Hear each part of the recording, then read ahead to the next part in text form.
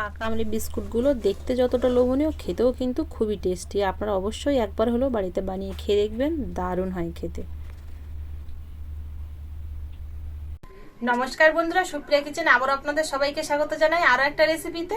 এখন তো পাকা আমের সিজন, তো ভাবলাম পাকা আম দিয়ে আজকে বাদাম বিস্কুট বানাই। বাড়িতে তো খাওয়ার জন্য বানাবো, তো ভাবলাম আপনাদের সাথেও একটু শেয়ার করি, আপনারাও বাড়িতে বানাতে পারবেন খুব সহজে। তো প্লিজ প্লিজ বন্ধুরা, আপনারা ভিডিওটা স্কিপ না করে প্রথমের থেকে শেষ পর্যন্ত দেখবেন। আশা করছি আপনাদের ভীষণ ভালো লাগবে। আর আপনারা কিন্তু এই বিস্কুটটা বানিয়ে অনেকদিন পর্যন্ত কৌটোয় ভরে সংরক্ষণ করতে পারবেন। তো কথাটা বাড়ি ঝটপট কিন্তু রেসিপিটা শুরু করে দেবো। গরম করা এখানে চীনা বাদাম নিয়েছি কিছুটা কাঁচা, এটা ভেজে নেব।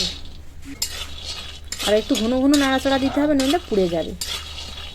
নাড়াচাড়া দিয়ে এটা ভেজে নিয়েছি। দেখুন সবগুলোর বাদামের মুখ ফেটে গেছে, এটা ভাজা হয়ে গেছে। এবার নামিয়ে নেব। নামিয়ে ঠান্ডা করে নিলে কিন্তু দেখুন খোসাটা সহজে উঠে যাবে। সবগুলো থেকে খোসা বের করে নেব। সবগুলো থেকে ডলা দিয়ে খোসাগুলো তুলে নিয়েছি। এবার এর থেকে কিছুটা আমি হাফ কাপ মতো আলাদা পাত্রে নিয়ে নেব। আর এর মধ্যে দিয়ে দেবো হাফ কাপ চিনি। চিনিটা আপনারা কম বেশি করতে পারেন। এবার এটাকে ফাইন গুঁড়ো করে নিয়ে আসব। এবার আলাদা পাত্রে আমি এই গুঁড়োটা নিয়ে নেব।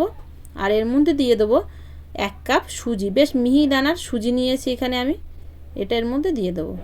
আর দিয়ে দেবো 1 চিমটি পরিমাণ লবণ, ফ্লেভারের জন্য এলাচ দানার গুঁড়ো। আর দিয়ে দেবো এখানে 1 চামচ বেকিং পাউডার। আর এখানে 1 প্যাকেট গুঁড়ো দুধ নিয়েছি, এটা কিন্তু হাফ কাপ মতো হবে, তো এই সবটাই দিয়ে দেবো। শুকনো উপকরণগুলো আগে মিশিয়ে নেব ভালো করে। এবার এখানে আমি 1 চাকা পাকা আম নিয়েছি, এই আমের কাঁচটা এর মধ্যে দিয়ে দেবো। তবে আম না থাকলে এখানে আপনারা ইয়েলো ফুড কালার দিয়েও বানাতে পারেন। এবার এখানে আমি 1 কাপ ঘি গরম করে নিয়েছি, এই ঘিটা অল্প অল্প করে দিয়ে এর মধ্যে মাখাবো। এর মধ্যে কিন্তু জল দেবো না একদম। আর যদি লাগে তাহলে এর মধ্যে কিন্তু আবার হাফ কাপ পরিমাণ ময়দা দেব। তো দেখুন একটু নরম হয়েছিল, সেই জন্য আমি হাফ কাপ মতো ময়দা 3 চামচ এখানে দিয়ে দিয়েছি। এবার এটাকে দিয়ে বেশ ভালো করে মাখিয়ে নেব। আপনারা ময়দা ছাড়াও বানাতে পারেন। মাখিয়ে নিয়েছি আর এরকম মিডিয়াম সফট হয়েছে দেখুন। এবার একটা স্টিলের থালা নিয়েছি, এর উপরে আমি সাদা কাগজ নিয়েছি। আপনাদের কাছে বাটার পেপার থাকলে দিতে পারেন, আর নইলে কাগজেও হবে। এর উপর দিয়ে আমি কিছুটা পরিমাণ সাদা তেল দিয়ে দেবো। কাগজের উপরে তেলটা ভালো করে এইভাবে মাখিয়ে নেব। আর বাদাম কিছুটা রেখে দিয়েছিলাম, একটু আদা গুঁড়ো করে নিয়েছি, আলাদা পাত্রে নিয়ে নেব। এবার দইয়ের থেকে অল্প অল্প করে কেটে নিয়ে বিস্কুটের শেপ দিয়ে নেব গোল করে। আপনাদের কাছে যেরকম ভালো লাগে আপনারা সেরকম বিস্কুটের শেপ দিতে পারেন। আমি এখানে চৌকো শেপ দিয়ে নিয়েছি। এবার এটাকে উল্টো পিঠটা দিয়ে এইভাবে বাদামের উপরে চাপ দিয়ে এইভাবে নিলেই কিন্তু বাদামটা ভালো মতো এঁটে যাবে এর সঙ্গে। দেখুন এই যে খুব সুন্দর এঁটে গেল। যদি না আটা উপর দিয়ে একটু ছড়িয়ে দিয়ে হাত দিয়ে চাপ দিলে হয়ে যাবে। দেখুন এই একটা হয়ে গেছে, বাকিগুলো একইভাবে বানিয়ে নেব। বাদামের ওপরে দিয়ে এইভাবে একটু জোরে চাপ দিলে কিন্তু বসে যাবে, দেখবেন বাদামটা ভালো মতো। সবগুলো বানিয়ে নিয়েছি। আর দেখুন দেখতে কতটা সুন্দর লাগছে আর লোভনীয় হয়েছে। এবার একটা কড়া বসিয়ে দিয়েছি, কড়ার মধ্যে আমি থালা সমেত বসিয়ে দেবো। ঢাকনা চাপা দিয়ে দেবো ওপর দিয়ে, যাতে হাওয়াটা বাইরে না আসে।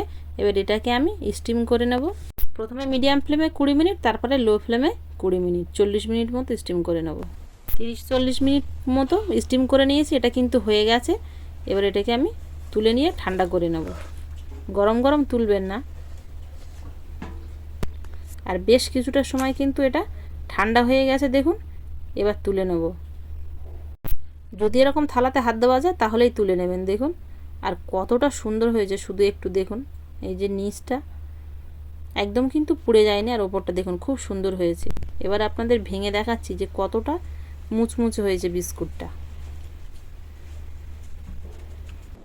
বিস্কুটটা বানাতে দেখলেন তো, খুব একটা বেশি সময় লাগলো না।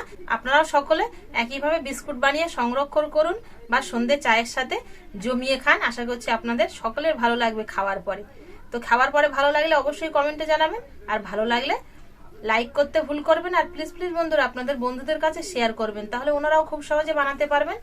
আবারও দেখা হবে আপনাদের সাথে পরবর্তী নতুন কোনো ভিডিওতে। ততক্ষণ আপনারা সবাই ভালো থাকবেন ও সুস্থ থাকবেন।